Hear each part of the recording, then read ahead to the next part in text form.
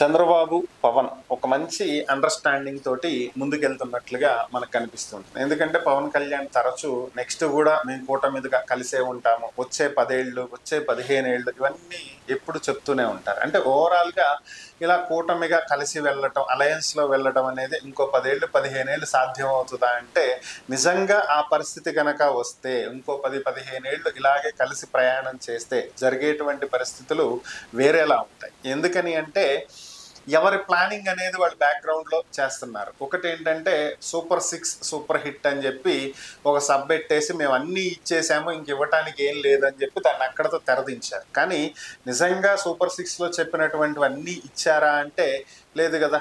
పెన్షన్లు పెంచారు, mega DSC వేశారు, అలానే అన్నదాత సుఖీభవ డబ్బులు ఒక సంవత్సరం ఇవ్వకపోయినా ఇంకొక సంవత్సరానికి ఇచ్చారు.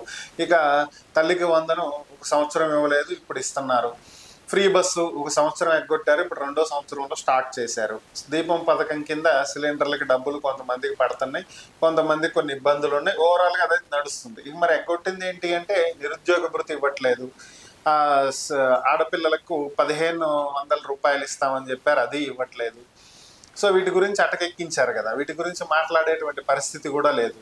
ఇక 50 ఏళ్ళకి పెన్షన్ అన్నారు, దాని గురించి మాట్లాడే పరిస్థితి కూడా లేదు. సో కొన్ని జరిగినాయి, కొన్ని జరగలేదు అనేది వాస్తవం. కానీ అన్నీ జరిగిపోయినాయి అంటే ఇంకేం చేయటానికి లేదు, అన్నీ చేసేసాం అని చెప్పడానికి సూపర్ హిట్ అని చెప్పి దానికి తెరదించేశారు. ఇంకంటే హిట్ అయిపోయింది కాబట్టి ఇంకేం అడగటానికి లేదు, మేము అన్నీ ఇచ్చేసామని చెప్పడం అనమాట. ఇప్పుడు ఇదే మాట ఇద్దరు నేతలు చెప్తూ వస్తున్నారు. సో దీనికి గల కారణాలు ఏంటి అంటే ఇప్పుడు మేము అభివృద్ధి చేస్తున్నాం, అదిగో అమరావతికి ఇది వచ్చింది, అమరావతిలో మొట్టమొదటి ప్రభుత్వ కార్యాలయం సిఆర్డిఏ స్టార్ట్ చేసేసాం మేము, మిగిలినటువంటి పనులు కూడా జరుగుతున్నాయి, 8 నెలలు అత్యద్భుతంగా 7 అంతస్తుల భవనం కట్టేసామని చెప్పి ఒకటి స్టార్ట్ చేశారు. నెక్స్ట్ అటు వైజాగ్లో గూగుల్ డేటా సెంటర్ వస్తుంది, ఇటు వైజాగ్ విజయవాడల్లో లులు మాల్కి సంబంధించినటువంటి పనులు జరుగుతున్నాయి, టాటాకి సంబంధించినటువంటిది మేము ఏపీకి తీసుకొచ్చాము, ఇన్నోవేషన్ సెంటర్లు స్టార్ట్ చేసాము, ఆ కంపెనీ వస్తుంది, ఈ కంపెనీ వస్తుంది, చూసారా మేము అద్భుతాలు చేస్తున్నాము.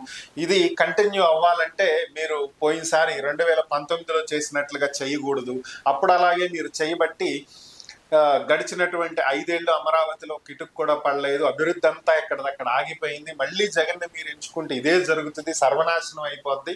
సో కాబట్టి మీరు జగన్ని ఎంచుకోకూడదు, మళ్ళీ ఇంకొక 5 ఏళ్ళు మమ్మల్ని ఎంచుకోవాలి అనేది చెప్పేటువంటి ప్రక్రియ. ఎందుకు అంటే దీనివల్ల లాభం ఏంటంటే ఇంకొక 5 ఏళ్ళు కనుక ఇదే కూటమి ప్రభుత్వం అధికారంలో ఉన్నట్లయితే నెక్స్ట్ జగన్ 10 ఏళ్ళు అధికారానికి దూరం అయిపోతారు. ఆ తర్వాత పార్టీని నడపటం కొంత కష్టం అవుతుంది. అంటే జగన్ మారకపోవచ్చు, జగన్ ఇంకా పార్టీని నడిపించాలి, మళ్ళీ అధికారంలోకి తీసుకురావాలనేటువంటి వ్యూహాలు రచించవచ్చు. కానీ పార్టీ నేతల్లో ఏమవుతుంది, 10 ఏళ్ళు ప్రతిపక్షంలో ఉండేటప్పటికీ పార్టీలు మారదామా, ఎన్నికల్లో పెట్టినటువంటి డబ్బుని ఎలా రికవరీ చేయాలి, అప్పులన్నింటినీ ఎలా రికవర్ చేయాలి, సో మనం అధికారంలోకి వెళ్తే ఎంతో కొంత సంపాదించుకోవచ్చు కదా, ఇలాంటి ఆలోచనలు నేతల్లో వచ్చేటువంటి అవకాశాలు ఎక్కువ ఉంటాయి. పార్టీలు మారాలనేటువంటి అవకాశం ఎక్కువ ఉంటుంది. చిన్న చిన్నగా వైసీపీని నిర్వీర్యం చేసేటువంటి పనులు మొదలవుతాయి. సో దీనికి ఇద్దరు నేతలు కూడా తమ వంతు కృషి గట్టిగా చేస్తున్నారు. దీనివల్ల లాభం ఏంటి అంటే చిన్నగా వైసీపీని సైడ్ చేసేసి ఒక 10 ఏళ్ళు 15 ఏళ్ళు వైసీపీ అనేది కరుమరుగైపోతే ఓవరాల్గా వైసీపీ అనేటువంటి ఒక పార్టీని ఏపీలో లేకుండా పోతుంది. ఇక వైసీపీ స్థానాన్ని నేను తీసుకుని ప్రధాన ప్రతిపక్షంగా నేను ఉండొచ్చు అనేది పవన్ కళ్యాణ్.